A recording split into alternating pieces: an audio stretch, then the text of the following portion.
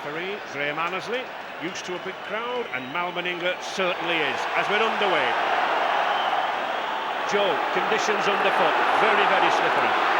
Yeah, with the weather we've had this morning, torrential downpours really, I don't think either side would have wished for it, because both teams want to play attractive home football. I think the key factor will be the team that controls the ball better in these conditions, and hopefully that'll be great. And Steve, reaction from an Australian to the wet weather? They don't normally like it. Well, they don't. The last few times that Australia's played Great Britain in these conditions, Great Britain's come out on top. 15 metres from this Australian line. Great Britain, Jackson to Betts, Betts racing through, almost took Australia by surprise there. 5 metres now, Edwards going himself from that acting half-back position. Good cover by Australia. Australia feeling a very narrow wedge defence here. The kick by Powell, it's missed, picked up. Australia under pressure. Ian Roberts did very, very well to get away there. This is a very good defensive stint by Great Britain so far. I must confess in knock on, surely. But it's a penalty. He's been obstructed, he's been held back. Referee Annesley playing an advantage. Alan Hunt had moved up very quickly to close the space down for the Australians. Managed to get a hand on the ball. In his second attempt to grab it, I think he was pulled back there.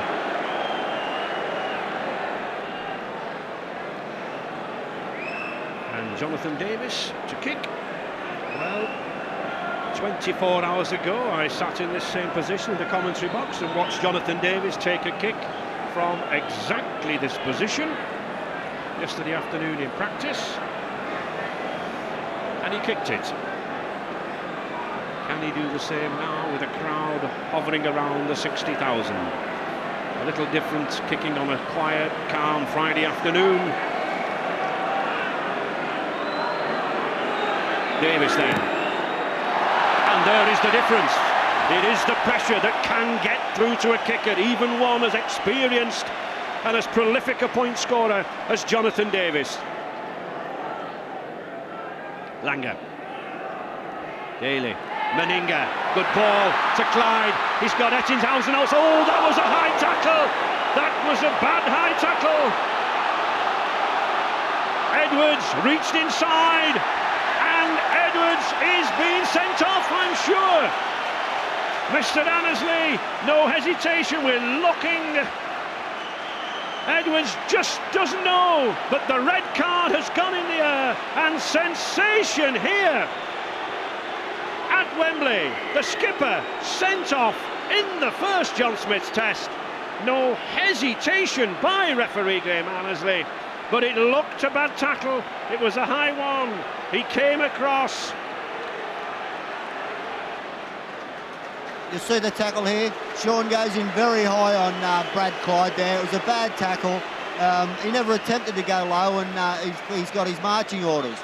But that was the first time Australia actually threw the ball wide, Ray. In fact, we see he almost jumps into. He jumps into the tackle, doesn't he? A slide cuts inside. He's 3 to 2 foot off the ground there.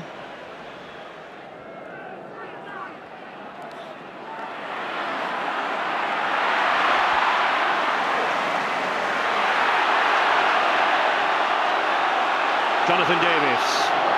Oh, that was an obstruction, surely. But referee Annesley is playing on. I think he's observed the decision. He has. Good decision there by the Australian referee, Mr. Annesley. He sensibly allowed the play on there for this obstruction, Joe. I think it was Cernan who comes in late, just turns his back to him, and Jonathan Davis, actually to be fair, ran into the back of Cernan. There's no rule that says you have to get out of the way.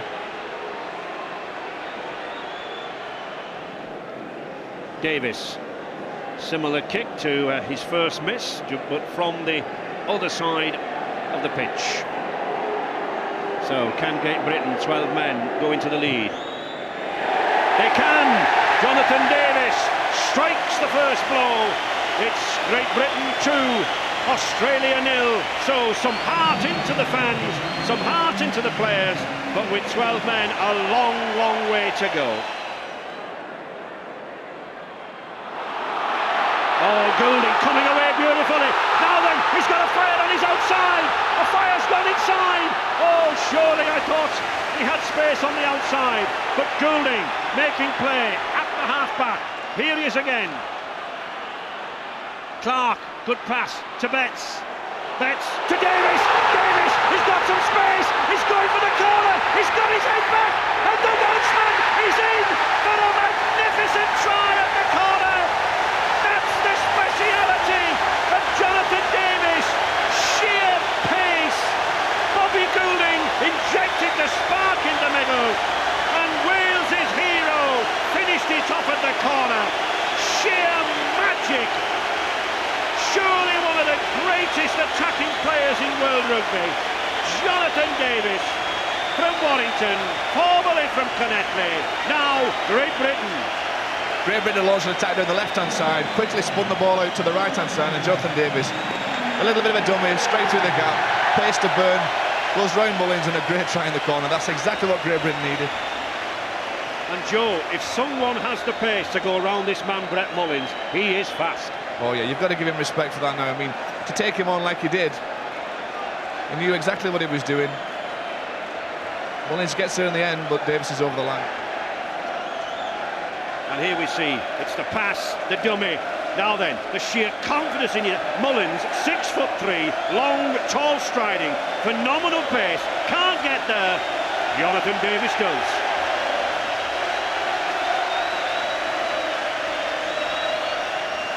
And it's the Welshman, still with sufficient air in his lungs to try this kick from the touchline. Davis strikes the ball across the face of the post, but tremendous try there from Davis. Tremendous boost for Great Britain. 6-0 for Great Britain, and down to 12 men.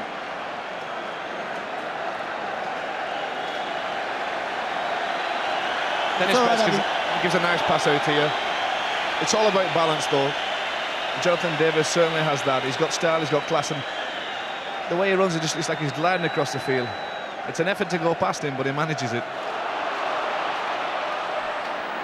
Still Australia relentlessly moving forward.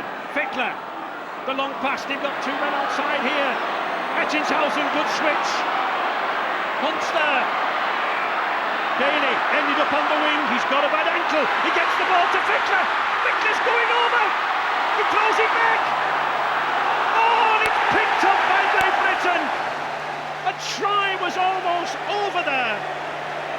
He was over the line. Just look at Fickler here. He drives forward. He keeps going. He's over the line. He's pulled back. Ettingshausen can't pick it up. Neither can Meninga. And it's picked up by Britain. You can put that try saving down to Gary Connolly's strength. He held him over the line there. I don't know how he did it, but he kept him up, stopped his momentum.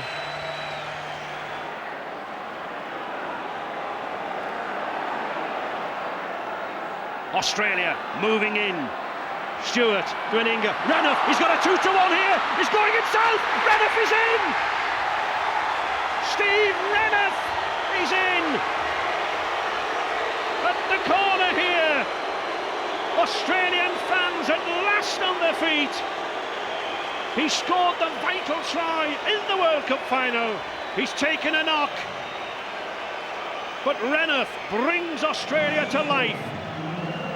And at last the Great Britain line is punctured. I think Steve Renouf's only winded. He's had a quiet game, really. While the game's been going on, he's not done much. But here he is. They use that advantage of the extra man. Renouf throws the dummy. Crashes over the line. I think he's just winded himself when he landed on the ball. He certainly does. He's got tremendous acceleration off the mark. Meninga at the good pass. He weighs it up. He sees Robinson has to keep to the wing outside. And he goes in and wins himself. Or catches the knee coming in. It's one of the few times, if probably the first time, that it's gone straight out the line and they haven't had a runner coming back in and turning the ball back inside. And they've scored from it. They've got to keep throwing the ball out wide and running away from the defence, not into the defence.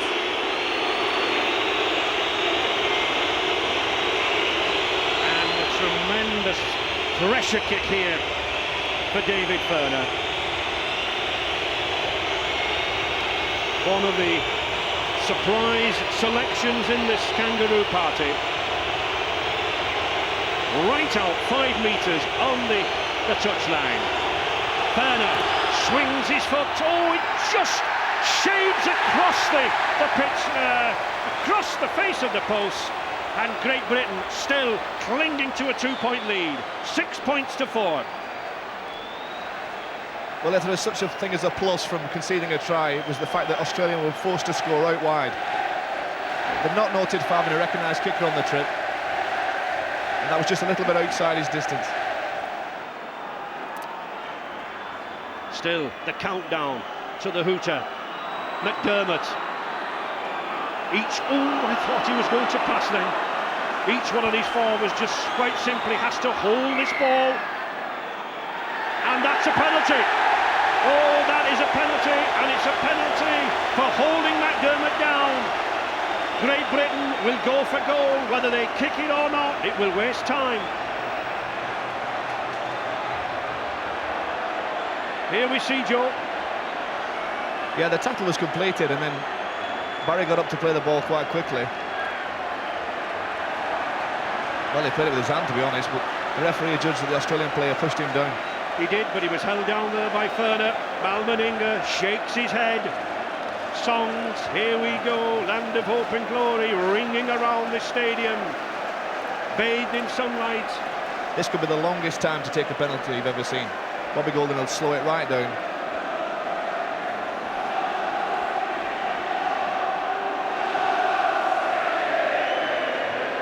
Returned to Test rugby, Bobby Goulding. Been out in the wilderness since that tour back to New Zealand way in '90. And a fortunate fall off the mound of sand, I think, there for Great Britain.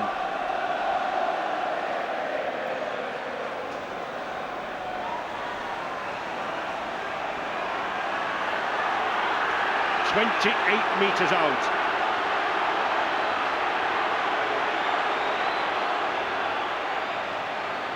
Goulding to take the kick. A lot of pressure on small shoulders. But he's up to it. The roars behind the post tell the story. The delight on Goulding and the fans' faces. That 2 points just gives the extra cushion. This will be a historic victory by Great Britain. They went into this match 3-1 on underdogs. All the money on Australia. And with 12 men, they look to have pulled off a sensational win. Jackson, he'll not be bothered how long the Australians hold him down. Cassidy, save, sure, sensible ball. There is the hooter. Great Britain have done it. Andy Farrell, Carl Harrison encourage each other. Those fans there in Primrose and Blue from Warrington, delighted. 8 points to 4 for Great Britain. Who would have thought when Sean Edwards was sent off that Ellery Hanley could have masterminded a victory like this?